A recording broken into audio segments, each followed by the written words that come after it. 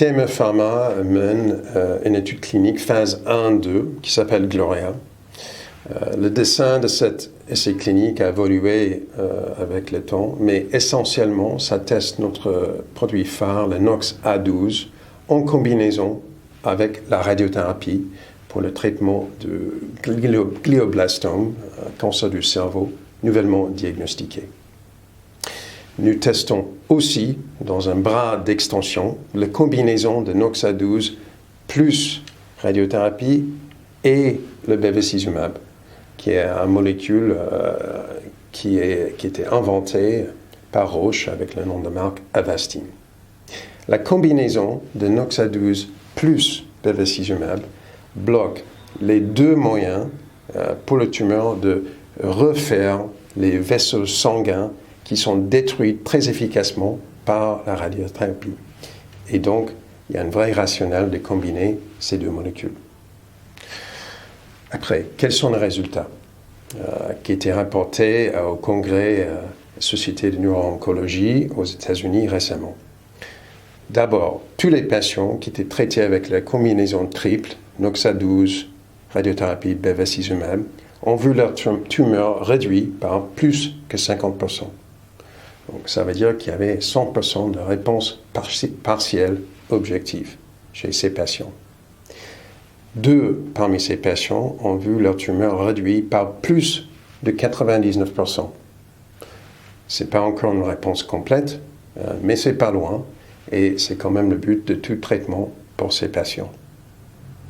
Très important aussi, 5 sur les 6 patients ont éteint cette réponse partielle et maintenu tout au long du suivi jusqu'au la date de 1er novembre, la date où les données étaient arrêtées pour cette publication.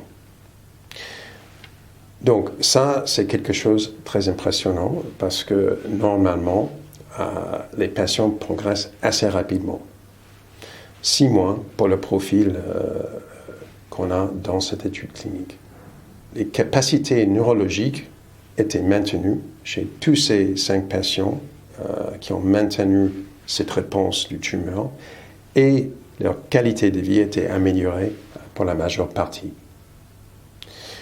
Donc, pour finir, on a du très bon espoir que le NOX A12 peut améliorer la survie et la qualité de vie de ces patients.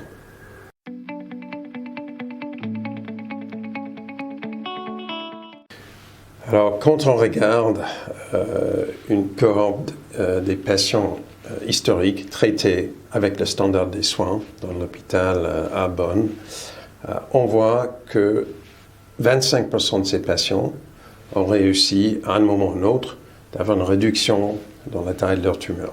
Donc ça, c'est avec le standard des soins, radiothérapie plus chimiothérapie en général. Quand on a combiné NOX A12 plus la radiothérapie, le premier traitement dans l'essai clinique, on a réussi à avoir 90% des patients avec une réduction de leur tumeur. Quand on ajoute le bevacizumab à ça, donc NOX A12, radiothérapie, bevacizumab, 100% des patients ont réussi à réduire la taille de leur tumeur. Après, quand on demande une réduction de plus de 50%, ça veut dire les critères pour une réponse partielle radiographique, alors là, on n'a que 10% des patients traités avec le standard des soins qui ont réussi à y arriver.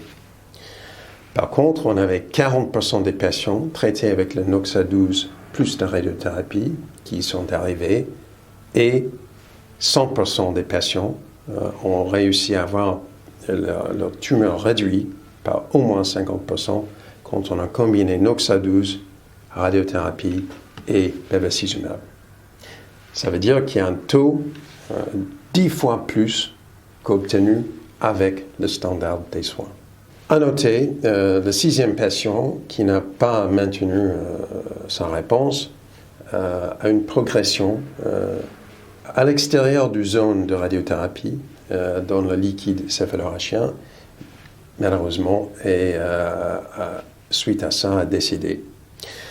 Et il y a un des patients qui a réussi à avoir plus de 99% de réduction de ces tumeurs, qui a décidé, après les 6 mois minimum de traitement, d'arrêter le traitement pour des raisons personnelles.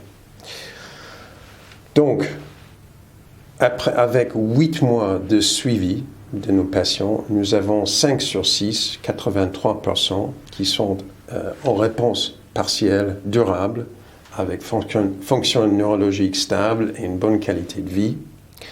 Et donc, on a des bonnes raisons à croire que NOXA12 plus radiothérapie et bevacizumab va réussir à prolonger la vie de ces patients avec une bonne qualité.